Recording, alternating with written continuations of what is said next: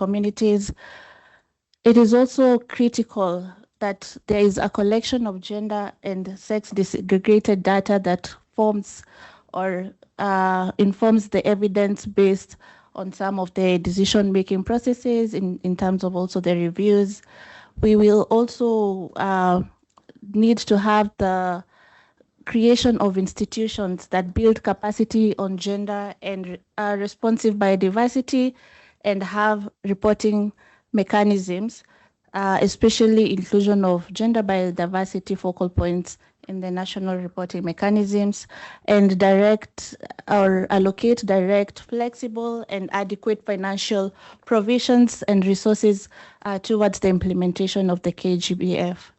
So how does that look for us? Again, for women, there is a need to have the full and meaningful participation from the earliest stage, that is from the development, from the planning, and from the implementation of these targets, and recognizing that women and girls have equal influence and decision-making capacities in the biodiversity governance. Thank you. Thank you, Sharon. Thank you for sharing that. I'd like us to get into the panel discussion, and I'll invite, I'd like to introduce the panelists for today. Besides Sharon and Tshidada, sorry for mutilating your name. I'd also like to introduce Lucy Mulenkei. She is the current Executive Director of Indigenous Information Network and founding member of a number of Indigenous people's organizations. And she's also a graduate of journalism, gender, and development. She's currently co-chair of Indigenous International Forum on Biodiversity and Indigenous Women and Biodiversity Network. Sharon, raise your hand. Lucy, raise your hand so that they see you. That's Lucy. And then I'll also like to introduce another panelist, Mary Kyanyi. She is an environmental planner and manager by profession, a policy practitioner, passionate about youth development, policy advocacy, and influence. She is experienced in solving environmental problems beyond triple planetary issues at local and global level. Those are our panelists. Mary, raise your hand. That's Mary. Okay, so I will get straight into it. And my first question will go to Tshidada. And it is related to TSC and the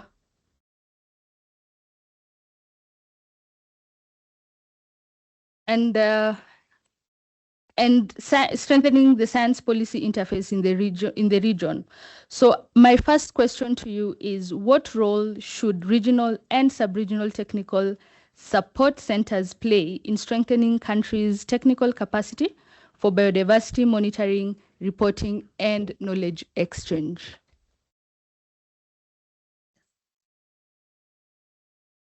I didn't get that. Can you please repeat it? What role should TSCs play in strengthening countries' technical capacity for biodiversity monitoring, reporting, and knowledge exchange? Thank you so much. And I think one of the maybe let me just track back in terms of providing some not synopsis, but like a brief status quo. When we are at the EBS, most of the critical thing that we consider or being debated a lot is the representation of Africa's data within the assessment. I think one of the critical things that we can do as TSCC is to make sure that we make data or assessments available for parties or to be picked up by this kind of assessment to ensure representation of data. And one of the key things that we can do I think that the TSCC can then are uniquely positioned to strengthen the science policy interface in Africa by bridging the gap between generation and policy implementation, rather than just acting as institutions that serve as knowledge brokers and capacity builders. Key opportunities then exist for translating science into policy and relevant product like what we are launching today. This will include us producing policy brief, synthesis report that can be support decision making. We can also assist in terms of translating complex scientific assessment into actionable recommendation for policymakers. We still also need to work with other partners like KBS to strengthen the national biodiversity science policy platforms, which can bring together the researchers, governments department, and IPLCC, civil societies, and private sector in one room to speak to each other. The other key thing that we can support with is the ensuring that we improve access to knowledge products.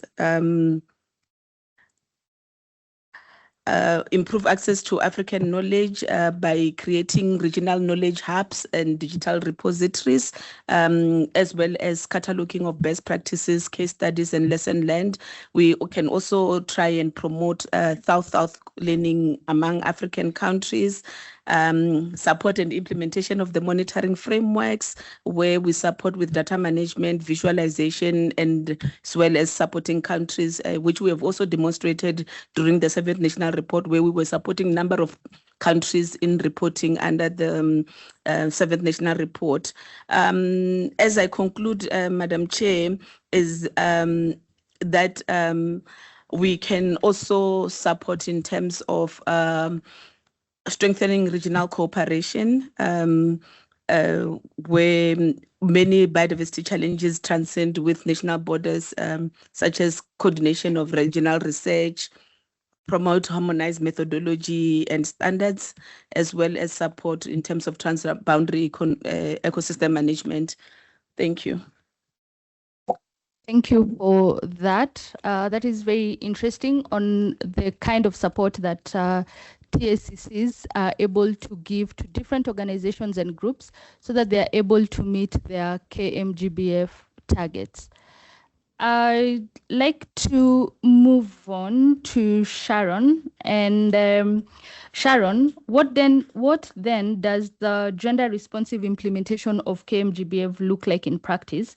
And what does it require of national biodiversity institutions and even other organizations?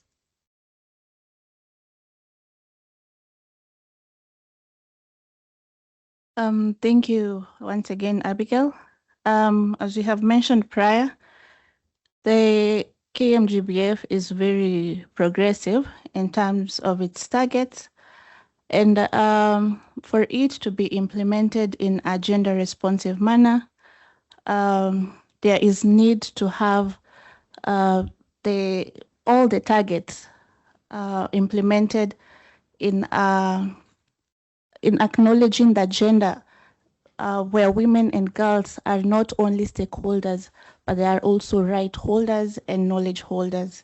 And so for us, our approach to having that is recognizing that women have an equal voice, influence in the decision-making processes in biodiversity governance, both at the international, national, regional, and global levels.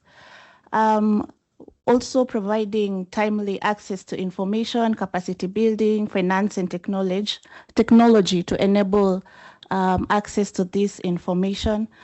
Where women are providing traditional knowledge, it is important that this knowledge, which are lived experiences and innovations, are recognized and valued, and alongside the scientific knowledge that is also captured in the process. It is also important that participation is safe, inclusive, accessible, and free from any form of discrimination, intimidation, and violence.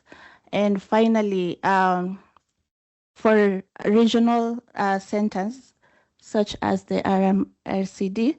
It's important that they work together with women organizations, including capacity building, supporting their women-led conservation initiatives, and also assisting in multi-stakeholders partnership, such as involving government, CSOs, indigenous peoples, young people, and the women organizations. Thank you.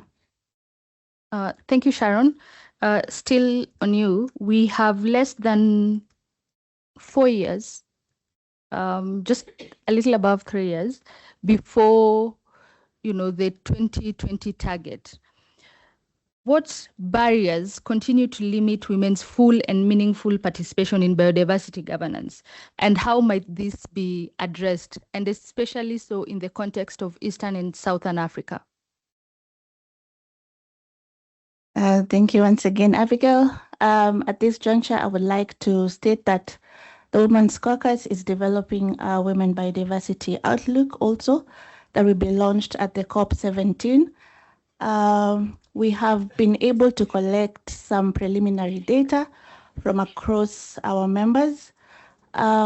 This data, though raw and still in the process of development, has been able to give an insight of what women and girls and the organizations they lead experience in the processes of conservation of biodiversity, and ensuring that also there is no continuous loss.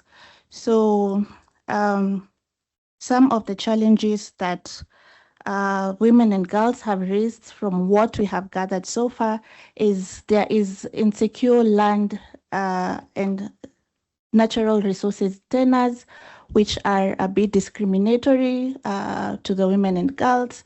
We also have discriminatory social norms and cultural norms. There was also limited access to finances.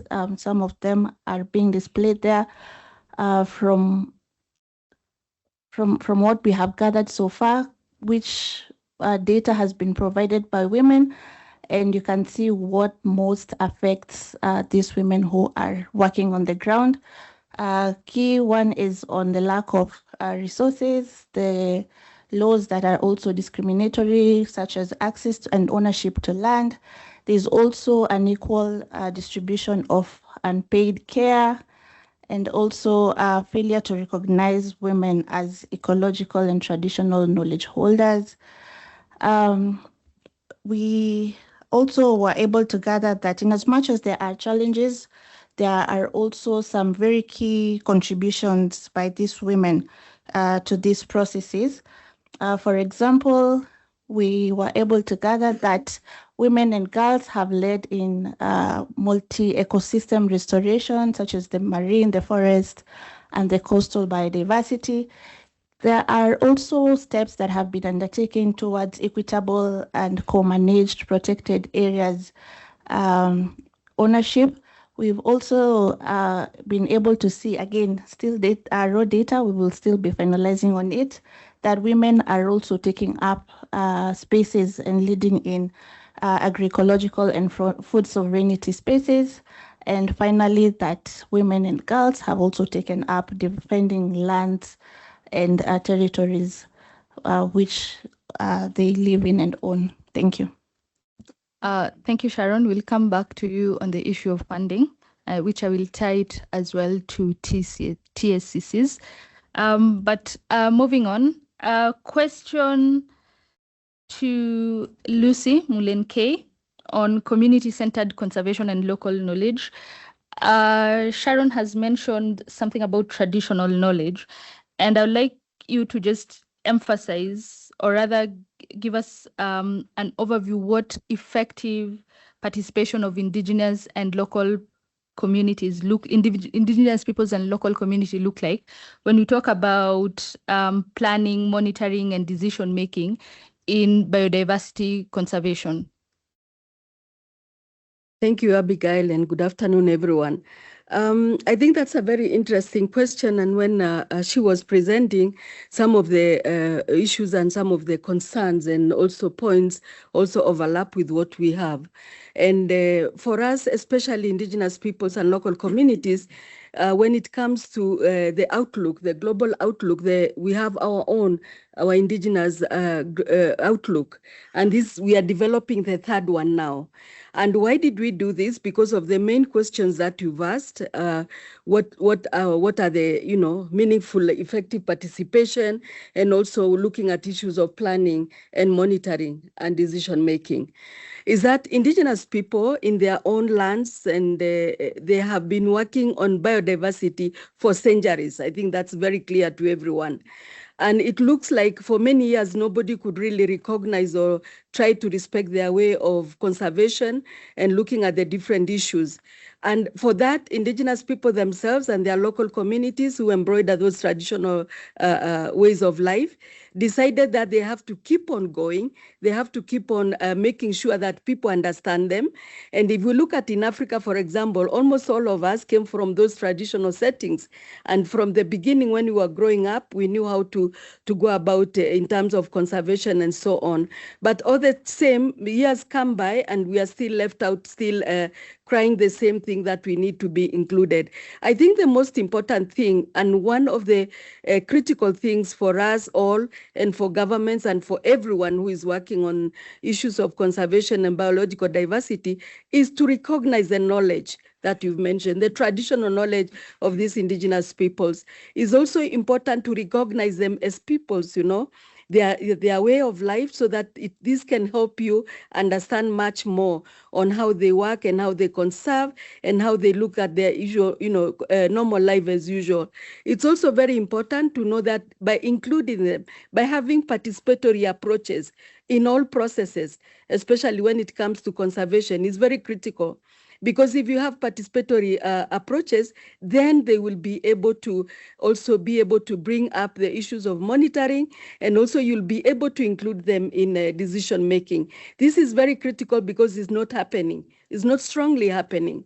But for us, since the time of the conventions, when it was put in place, we've been working as a team, as Indigenous people and local communities, not only in Africa, but also with the other colleagues from other regions, to make sure that it's a continuous process, to be able to understand these processes and to be able to make our voices stronger.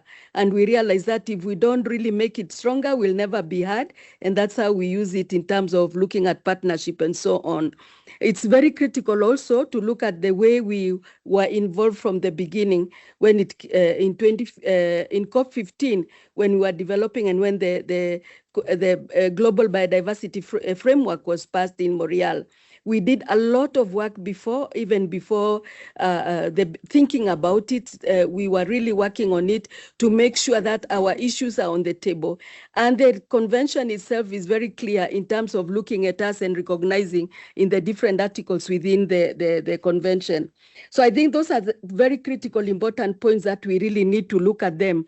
And now as we move forward, as we continue working, we have also pushed the way forward so that we can have the subsidiary body on Article 8J, so that we can, and other related provisions, so that we can be all able to work together and to work with the parties to the convention and let them understand even more about our work and our recognition, and have a human rights perspective in terms of looking at different issues.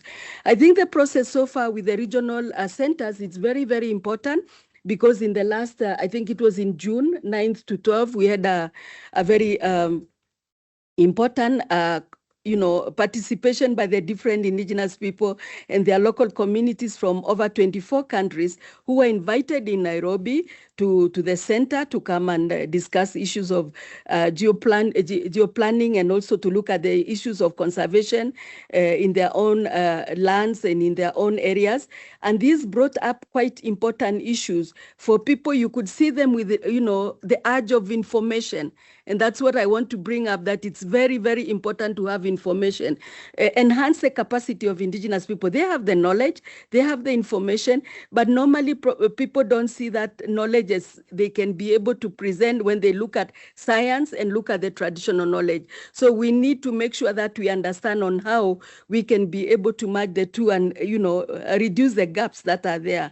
And during that training, and it was actually with also the youth and the women, and even them working together was very, very important, because it brings, and we are able to collect more data.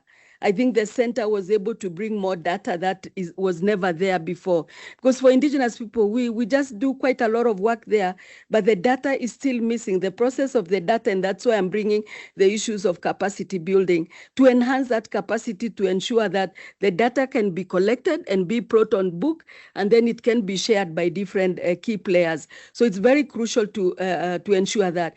I think in Africa, we are kind of a little bit behind in many issues, and that's why there was that urge and there was that outcry that we needed more and more people to participate, so that at least our governments can also be able to really help in terms of making sure that we have indigenous people in their different processes, and include them even in decision making, in planning, monitoring, and finally even in the implementation, so that we can collect and be able to all of us work together as a team.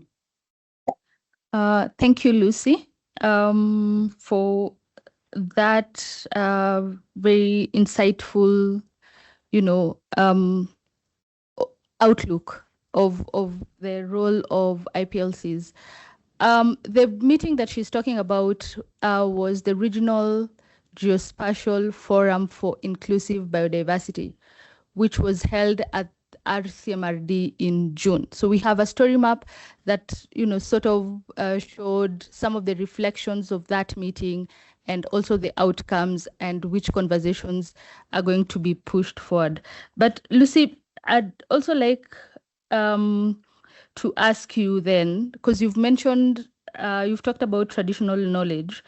How then can we ensure, or rather how can we ensure that traditional knowledge is effectively integrated with science evidence so that it strengthens biodiversity and ecosystem restoration? Because we talk a lot about, IPLCs, they have this traditional knowledge, but then how do you ensure that knowledge is integrated into the scientific evidence?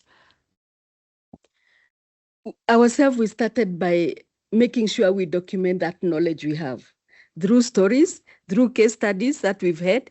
And that's why I mentioned, like, we have now the third, outlook. And the outlook, when we started it, it was not actually the other, governments and others had not started writing their own outlook. But we decided to do that, and not only the outlook, but also in other productions, to bring our knowledge, to show clearly how indigenous people knowledge is key in terms of conservation. And I think ICBES, in their own research and their own collective of information, they have shown that where indigenous peoples live, there is over 80% of protection of biodiversity. I think it's even over, not only, but the biodiversity there is conserved. Why? Because every step that is taken in the community by indigenous people, you look at it and you don't look at it like destroying it. You take it and make sure that you preserve it or you leave it. And that is what science is also looking for. That's why ICBES has continued doing the research and working with indigenous people to work with them in terms, there is a whole section where they work with indigenous people to collect this information and to really understand how the process is. Just like climate change, when you look at the climate change, how did we used to look at it and oversee and know that the rain is coming or is going to be a drought? There is that knowledge that indigenous people have. And that is what science is looking. And that's why we are saying if we document some of these knowledge, not all, and we cannot maybe expose everything, but we have knowledge we can be able to really, share through, of course, prior informed consent for indigenous people and for their communities. We've been also working on issues of biocultural protocols, which most of you also know about them. And the biocultural protocols tries to bring back the institutions of indigenous people, different indigenous people at their own local level, because some of those institutions have already been broken down. But in order to discuss issues of free prior informed consent, we need to have those institutions so that we can know who in the community can you approach. If you read the Nagoya Protocol and others and the process that goes through, we need to clearly have a system whereby that knowledge can also be protected. It's not that knowledge you are going to give to science and then we move on, no. It's a knowledge that we have to use and at the same time protect it and conserve it. So the information is there and all the knowledge is there. It's only a matter of having a way of, trying to share between both the science and the traditional people. Thank you, Lucy. If you have any questions, please hold them. We'll have a Q&A session after this, so you'll be able to raise your questions to all the speakers. Panelists. So now I'd like us to shift gears to youth leadership for biodiversity action. And we know that youth play a very critical role when it comes to biodiversity conservation, and they make up majority of our population. So I'd like to ask Mary, how are young people across Eastern and Southern Africa contributing to biodiversity conservation, restoration, and implementation of KMGBF? Okay, thank you so much. Please, if you are seated beside a youth, just say hi to a youth person beside you. Who is seated next to you? Do you have a youth next to you? Say hi and smile to them. Yeah, not because they carry over 60% of the population in Africa, yes? And that is over 500 million of young people in Africa. And as she has said, they do the majority of the work because, the numbers speak about it, right? Yeah, and in terms of how we are contributing to this, sometimes I like saying that it is not very, very good to take youths as volunteers every time, right? Because they carry value that sometimes if we don't take care of that value, if we say in 30 years' time, maybe most of us will not be here in 30 years to come, right? And it is very, very important to make sure you take note of the value that the young people carry. Every single time when people are following even discussions like synthetic biology and all that technology stuff, you will find many young people trying to grasp every new technology that is coming out. And of course, starting with our RCMRD organization that is doing a lot of work in geospatial and Earth observations, it shows how much the world is moving towards a new technology that needs to be used. But the question is, who is going to use this technology if we do not integrate it now? Because I feel like the mention of just saying inclusivity and equity, what is that? What does that mean? Is it just something that needs to be documented every year? Then what? Because the question of inclusivity and equity, it is more of not just the fairness as part of it, but as people who are contributing equally to the ecosystems. Today, if I go home, the easiest person my mom would send is me, right? And it happens to everybody else who is seated here.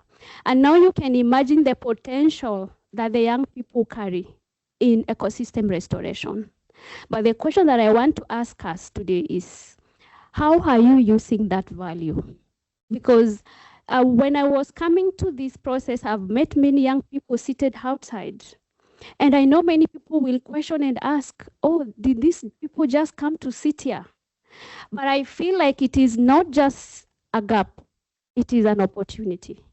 What are you doing to that young person? Because many young people will tell you, it's because I don't understand the process. What are people talking about in the room?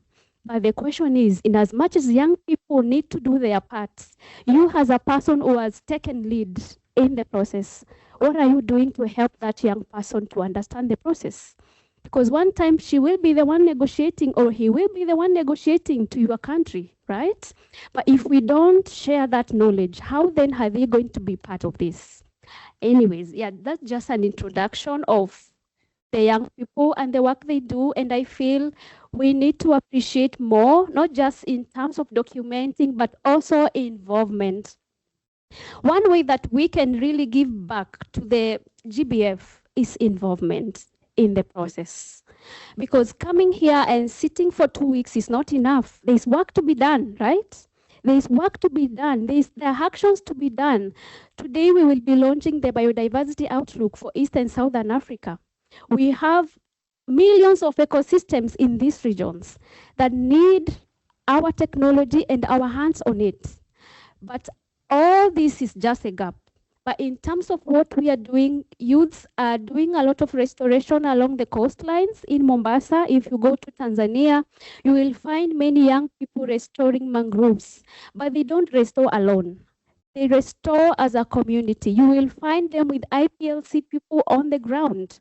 You will find them with women on the ground. What does that mean? Collaboration. Through collaboration, we get to do this work because we learn from women, we learn from indigenous people. What is it that I need to do in terms of knowledge and technology? And it is something that we have been integrating and really pushing even throughout these negotiations, that it get to be passed, that is not about just mentioning the stakeholders, but also make sure they take action, because that is all the definition of equity and fairness and inclusivity. It's not just a document or a sentence saying inclusivity. Now we will be going to SDG 30 by 30 targets. It's almost 3-4 years. How much are we going to have achieved by that? Because this started long ago in 2015. Those are many years down the line. Just like COP17, those are 17 years of working. What do we look forward to maybe CBD COP30?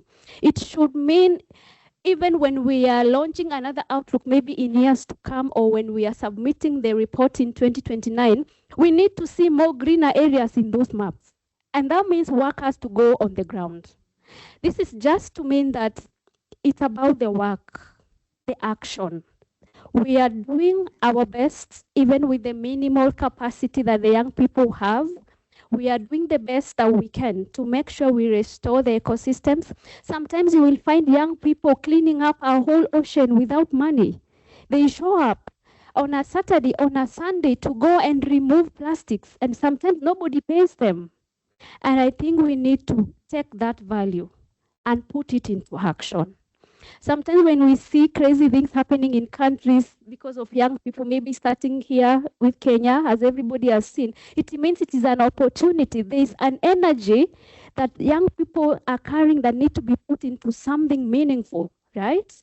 And I believe we are here to put that into action, not just as a process to the KMGBF, but also within the technologies that we have. We have RCMRD here, who will continue to push also for more young people to be advocates, do MAP.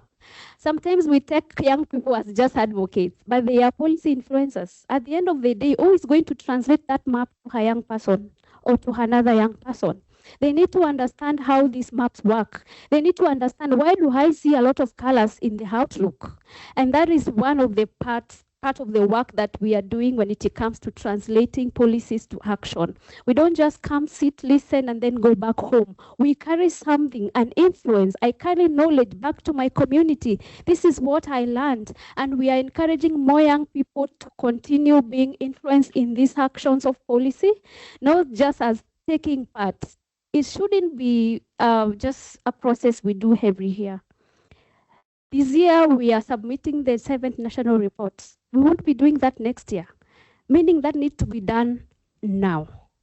And we appreciate the opportunity to be here, to not only share, but challenge you to see the value that young people carry.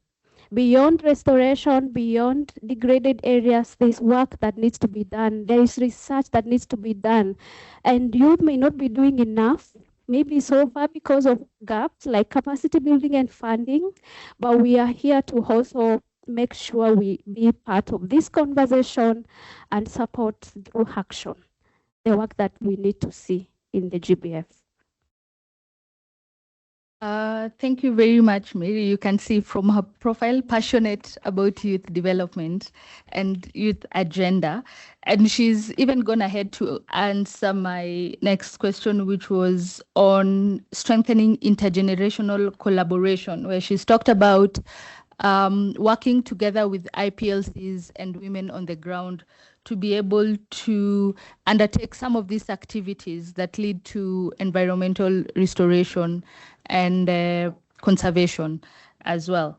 So I like to, so most of the panelists who have spoken, they have talked about funding, which is a very critical challenge that most of these groups face. My question to the panelists, and I'd like each of you to answer based on your experiences and the role that you play in the different aspects. How do you work around the issue of limited funding? And how do we ensure that we are able to mobilize more and more resources to be able to implement the projects that we have or undertake the activities that we have? So I'll start with Tshidada.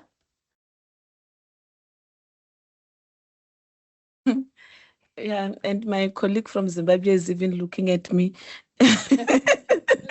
because it's a very a challenging question. Funding has been very limited, particularly for the TSCCs.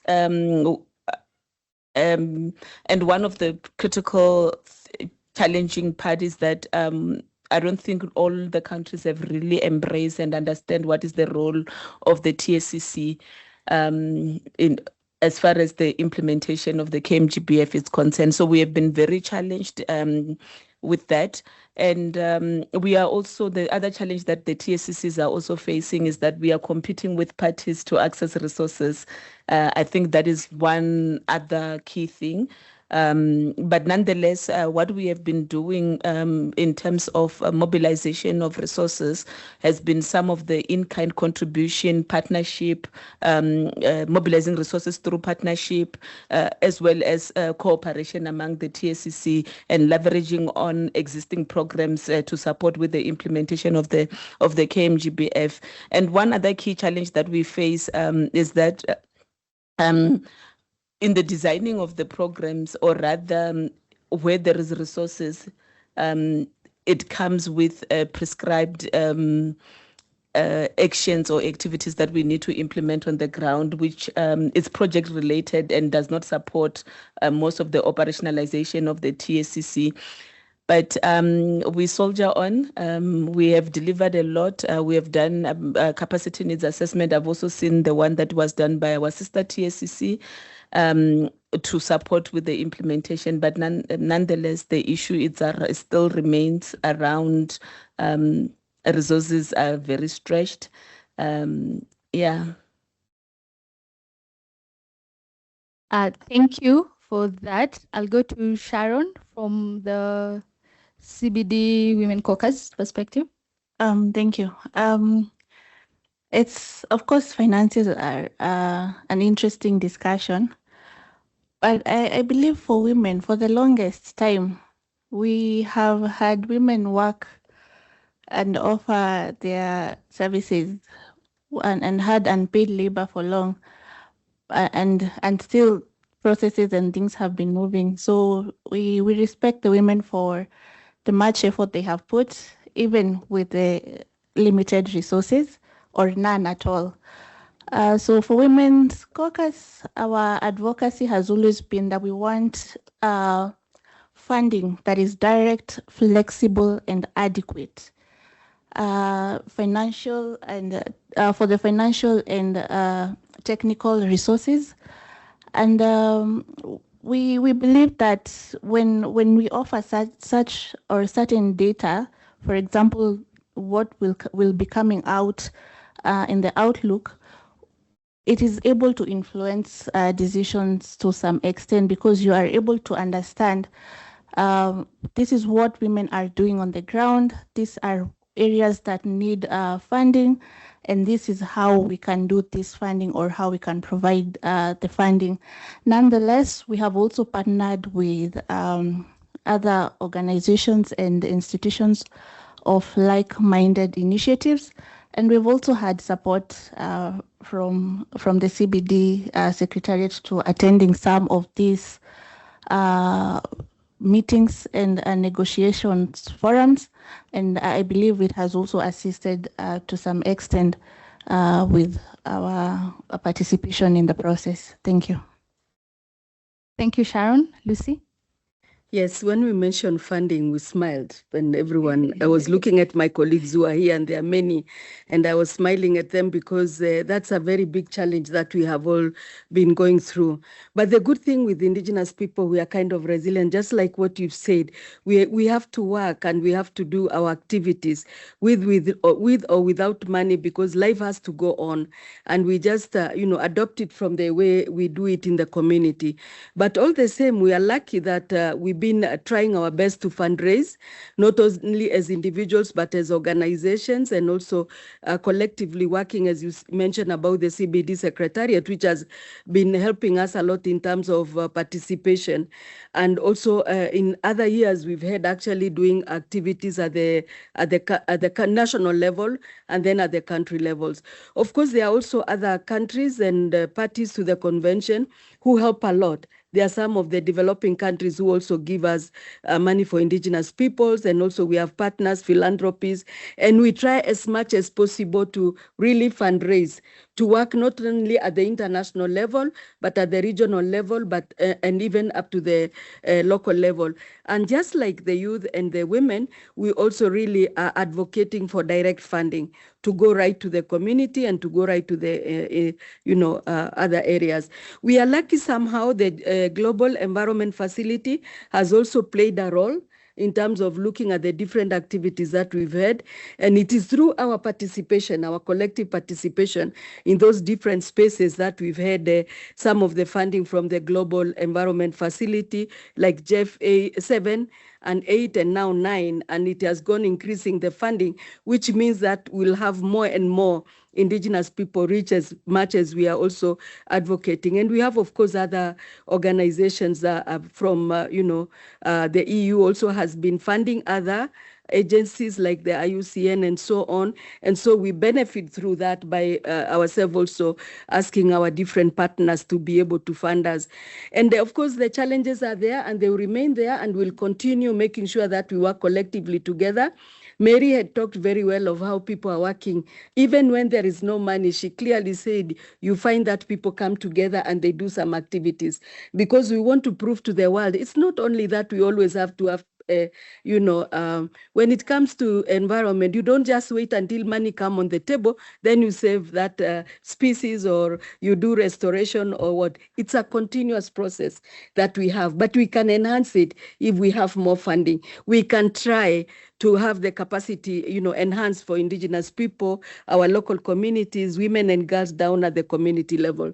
So this is the challenge, but we try the best. And we are hoping that the regional center can be able also to be, we ask the EU to continue funding so that they can continue, of course, having more trainings, especially the technical trainings that we had that time. These are technical issues that also Indigenous people really and local communities want to benefit from, because then they can be able to really connect them, and the youth can help also in connecting with the local community. So this is just one of the things that I want to add into that. Thank you. Okay, thank you, Lucy. Mary? Funny enough, I think in every CBD conversation, every other process, the youth will keep asking, where is the money? You will see people carrying the placards, where is the money? But the question is, what would you do if there was like no money at all? What would you do? That's like a personal question to you and myself. And I would say, yes, the support has been there, but of course not enough, just as my fellow collaborators have said, but I would say it's because many development partners and funders, I would say you are not being intentional enough. Because when we get to be intentional in terms of we support, I think it is very important to have kind of a feedback loop of I supported Mary. I use myself as an example. Mary, what did you do? Maybe what can other young people and other people get from you? In the case that only one person was funded maybe to a global event, I think it is very important to continue the intentionality of what did you do with this money? Because one way that you can support communities is by giving back to the community. But you as a development partner, you as a funder, and myself and another person who will use that money, it's very important to ask yourself, are you giving back to the community with this money? Because we have more than hundreds of communities in different areas that can really be productive just because of a single cent that has been given to support. So I will pause on this and ask all the partners here and the young people, we need to be more intentional when it comes to supporting. I think sometimes people just get supported as a normal process, like we do this every year. It's because I have to write a report to a partner. It's because I need, but it's not supposed to be like that. So we need to be more intentional. I think when we are intentional, even if you get a very small support, it goes a long way, right? It goes a long way. So let us be intentional, very, very intentional when it comes to funding and supporting communities. Thank you. Thank you. That's a good way to end, being intentional about supporting all the groups and also in terms of funding. So I'd like us to have a quick Q&A session for a couple of minutes. So when you ask your question, introduce yourself, your name, and please make sure that your question is as brief as possible so that we are able to move into the next segment where we unveil BOESA. Okay? So I see a hand. Yes, go ahead at the back and then we'll come to you. Okay. Thank you so much. My name is Daniel Mabengo from the Democratic Republic of Congo. And I am an IPLC working for ANAPAC, DRC. I want us, first of all, to be more intentional, as they say, to give a big hand of applause to all the panelists here. I think it has been a great presentations, great work, and also the work that the centers are doing in Eastern and Southern Africa. I have two things here that I have to say. One of the things is that is a request for the DRC also to be included as one of the partners, as one of the participants, as one of the key ring elements of these centers. I know we have COMIFAC, but the DRC is a big player in Africa. We link the East, the South, the West, and the North of the continent.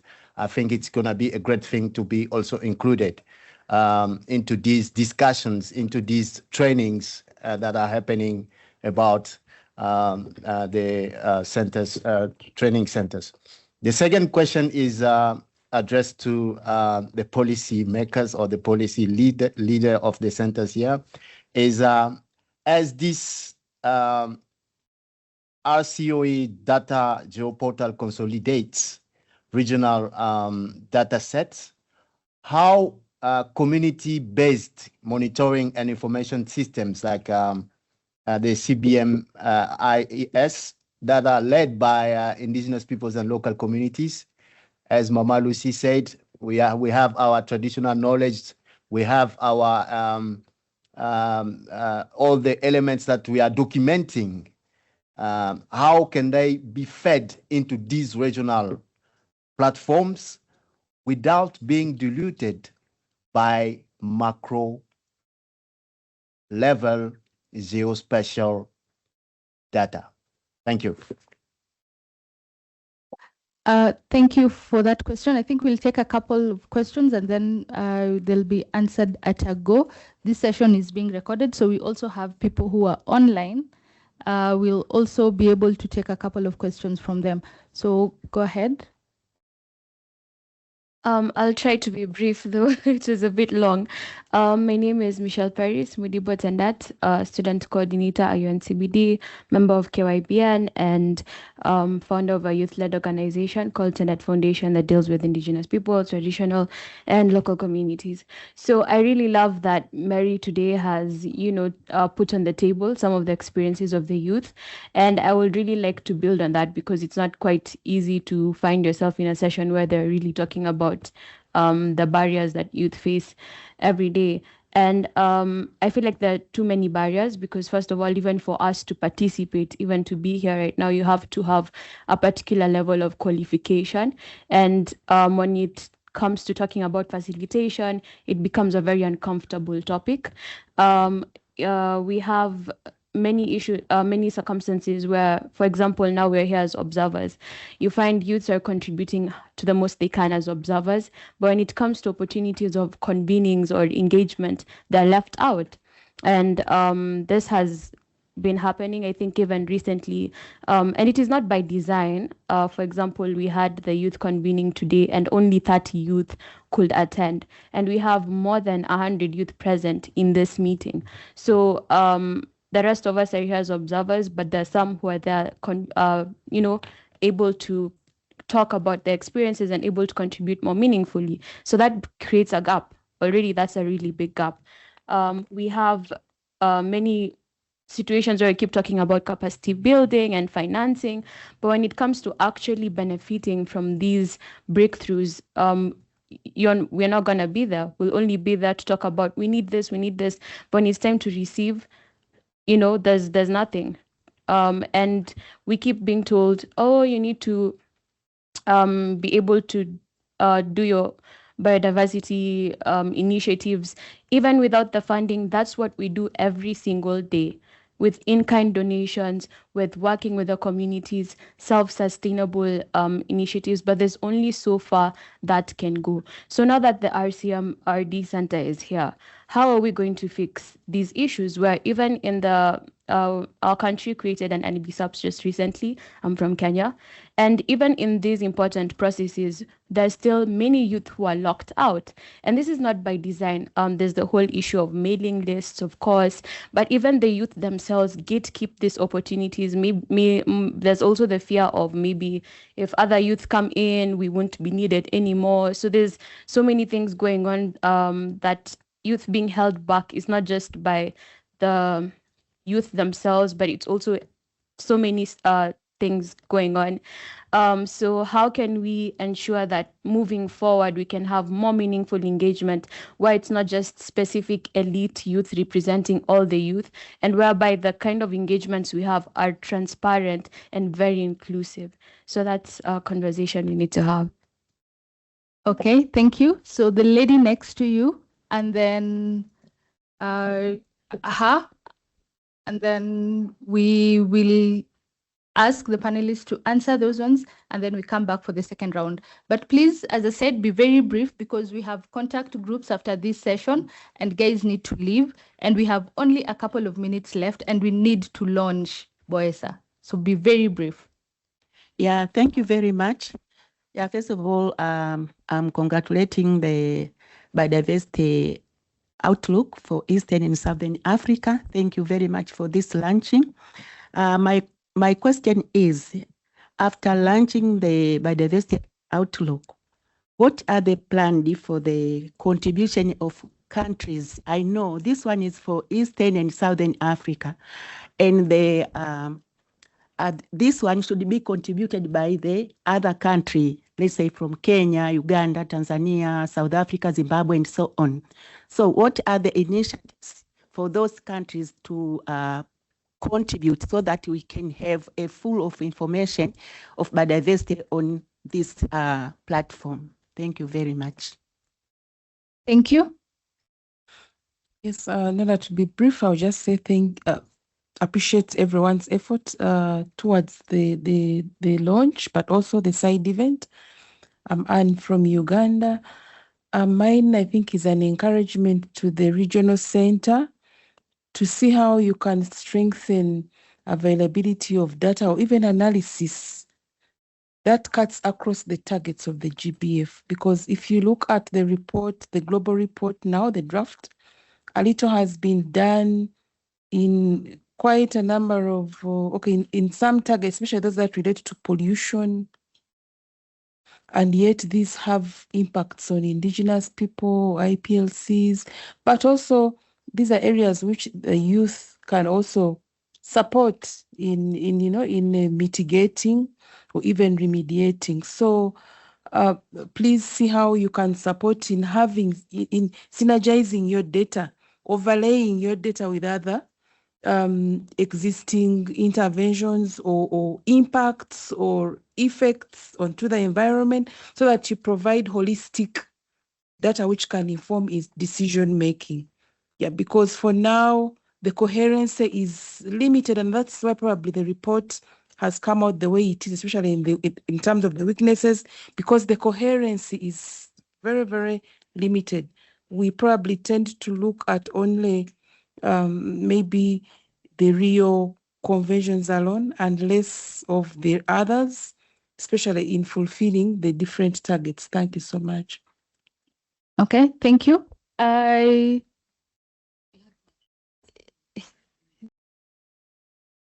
Okay, that's fine, because you wanted to ask a question. Okay, you will. Okay, okay. I'll have Shruti, and then we close the Q&A session. Thanks. Thank you for the wonderful panel. I think you guys were all incredible, and I was just supremely impressed by RCMRD's last month's Rio Spatial Forum for Inclusive Biodiversity, and I think that's something that other TSCs can also take inspiration from, to include stakeholders from the get-go, have those conversations. I was just wondering, as collectively, and some of you were also participating in that, what were the things that came from it? What were some of the barriers that, as a TSC, that you faced, but also what were the key learnings that came out of that? Because that will be very, very critical to also take to SBI, because that's also one of the agendas for discussion, and it would be very, very interesting to understand this. Thank you, Shruti. There was a question on the RCOE Geo portal. The other question was also on data, and I'd like to invite my colleague Eric to be able to answer those questions, including the key learnings and outcomes of the Regional Geospatial Forum for Inclusive Biodiversity that was held last month, as he leads us into the launch of BOESA and just tells us what BOESA is all about. Welcome, Eric. Thank you so much, Abigail. Good afternoon, ladies and gentlemen. I want to answer the question first before I think I'll push one to Mr. Ngugi there to answer one. So how can the community and indigenous people be involved in contributing data? We have a very well elaborated process of data collection from the stakeholders, and data is, everyone is actually welcome to contribute data.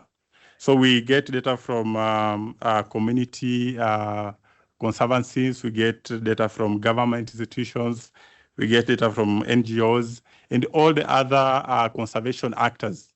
So everyone is actually welcome to provide the data. What we usually do is just to do the validation of the data to check whether the data provided is actually accurate. We have some various processes of validation.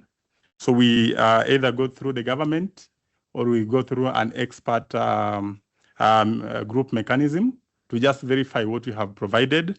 And if the two mechanisms are verified that you have provided the data, then we add it to the GeoPortal. Then the other question on, it was more of a comment than a question to enrich the data that we have. The comment is well received, and actually have already started to enrich the data that we have. Even in the current launch of this BOESA, we will find that what you are presenting now is an enriched data from what you have in the RCO GeoPortal. So we welcome that comment, and we are happy to provide the data that will help actually decision makers to make informed decisions. So I want to ask Mr. Ngugi to answer the question on the outcomes of the regional geospatial inclusive, the regional geospatial inclusive biodiversity forum. Yeah, thank you very much. Very quickly, so that we do the launch. One of the strongest outcomes that we saw was that there was a strong need to convene people to discuss about these matters. It's never enough. We brought the IPLC, the women and the youth in one room. There was a lot that we discovered. There's a lot that we shared. And actually one of the consensus was that we build on it. We create a network to see where we can be having it as an annual event. And I would like to confirm that next year we shall be having another forum similar to what we had. Perhaps we'll extend it to the entire continent. We tested the waters with only 24 countries in Eastern and Southern Africa. We have a bit of some partners who are coming on board. So we might extend it to the whole continent. So keep an eye on what we are doing in this space. Thank you. Thank you, Ngugi. Before Eric launches BOESA, I'd like to give Lucy less than a minute to answer the question on youth being locked out in some of these conversations. I think one of the important things for the youth, just to give an advice, is let all the youth make sure that you have youth groups well registered and documented very clearly. That will always minimize the issue of being locked out. And then work together as a team, because it's a challenge even for us indigenous people with so many of you, and of course the youth are triple. Work together so that every other time when there is an issue, you are able to select from the groups and let it be participatory, that the groups themselves can pick people. And a human rights perspective for everything should be one of the key issues to make you not be left out. Thank you. Thank you, Lucy. And now, do you do a countdown, or how do we invite Eric to launch BOESA?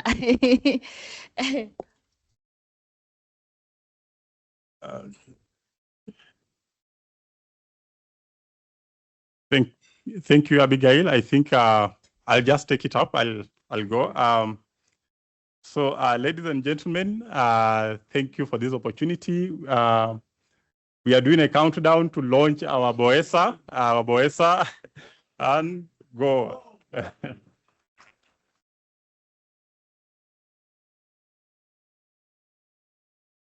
Thank you so much. As already introduced by my colleague Ngugi, the BOESA is actually the Biodiversity Outlook in Eastern and Southern Africa. We are launching a platform where information will be disseminated for informed decision making. So BOESA actually provides information that will help countries to track the progress of their conservation efforts. For example, it measures so much on biodiversity, forests, and seascape ecosystems. So we cover 3 ecosystems here in this particular product. Any target, most of the targets, sorry, not any target, most of the targets that have biodiversity as an indicator, forests and marine ecosystems, the information will be provided. And maybe just to note that BOESA is a living platform. So this means that this platform will continue to be updated. I will continue to improve it and to improve the information that we are providing. Currently, it's still a work in progress.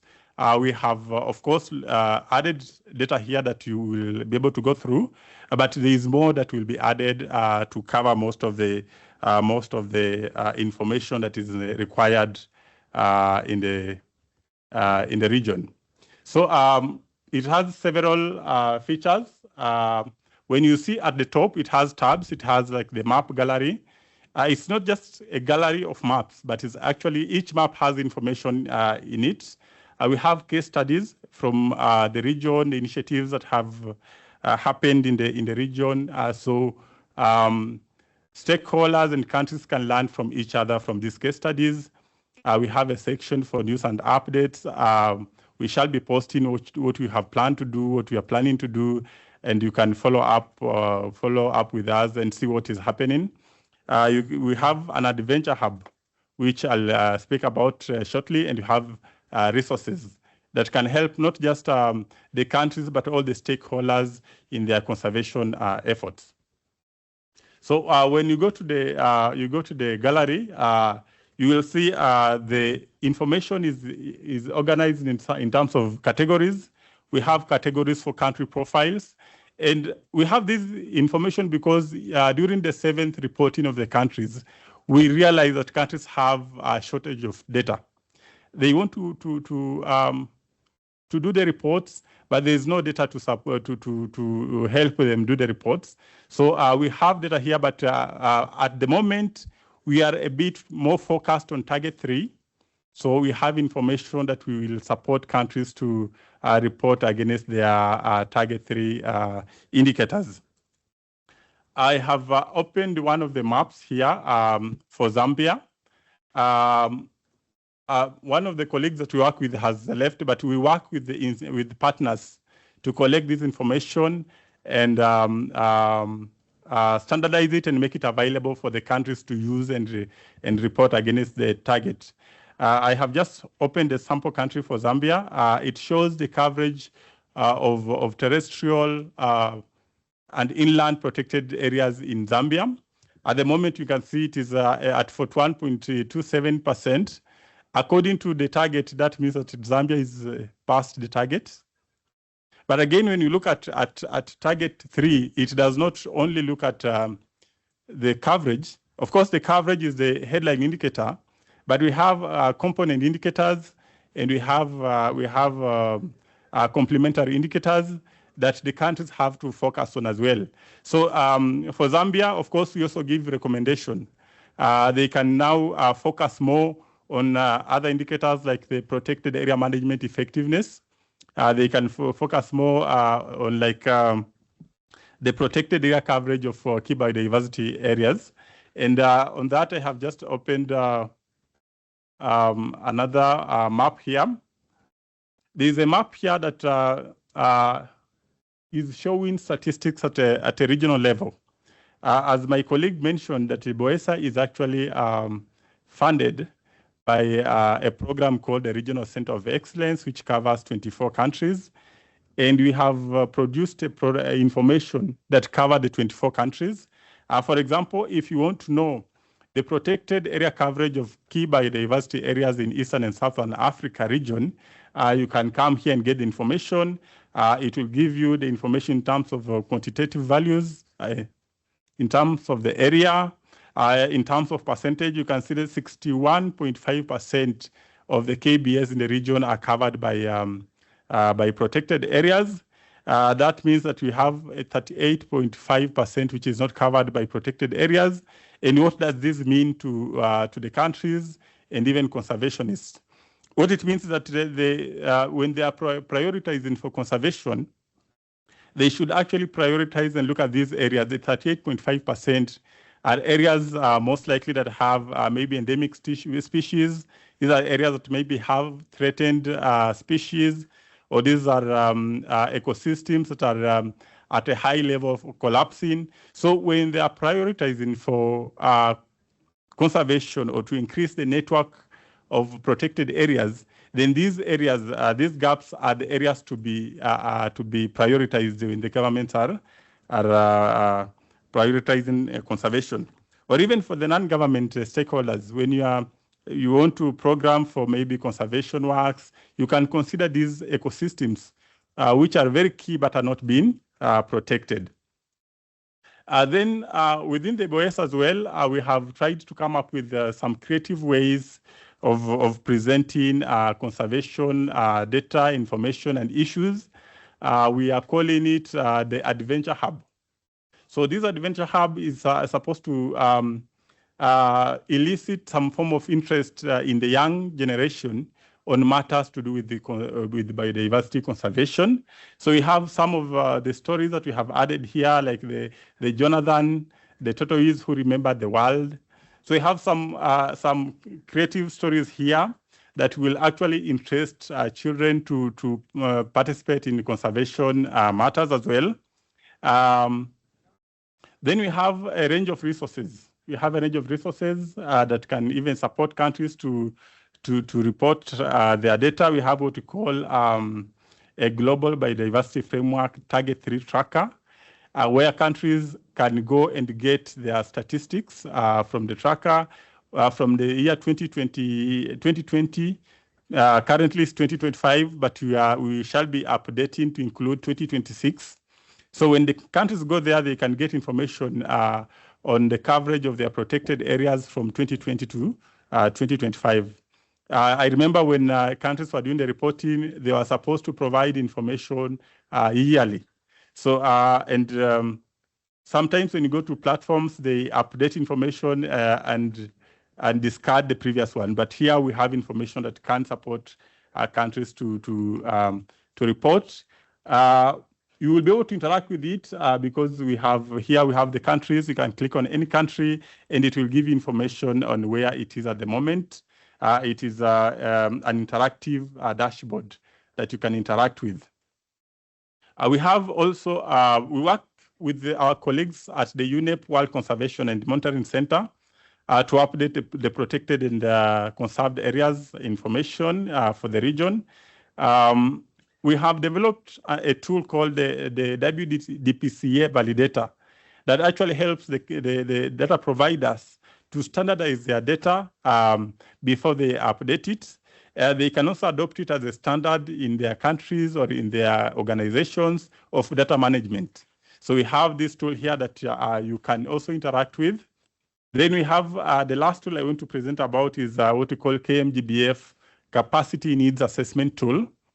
This particular tool is a tool for assessing the capacity of the countries, of the institutions, on their readiness to implement the KMGBF targets. So it's a tool that looks at 8 dimensions. It looks at technical capacity, legal policy and legal capacity. It looks at financial capacity and many other dimensions. So it looks at all the capacities of the countries and institutions to implement the KMGBF. And I want to stop there for now. Thank you so much.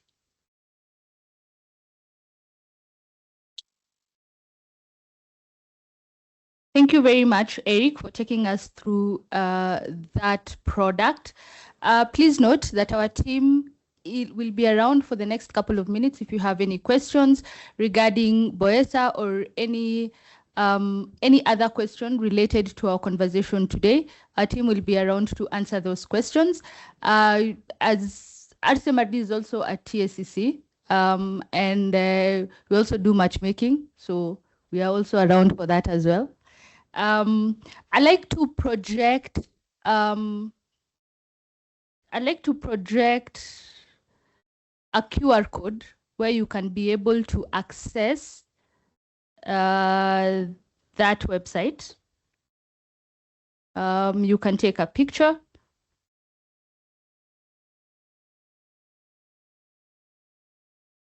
That's the QR code. That's the URL. You can be able to access that product.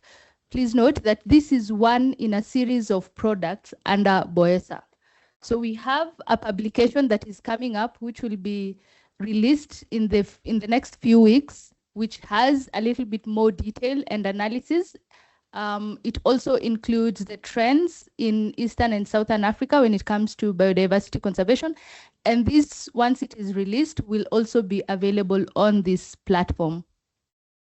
Yes.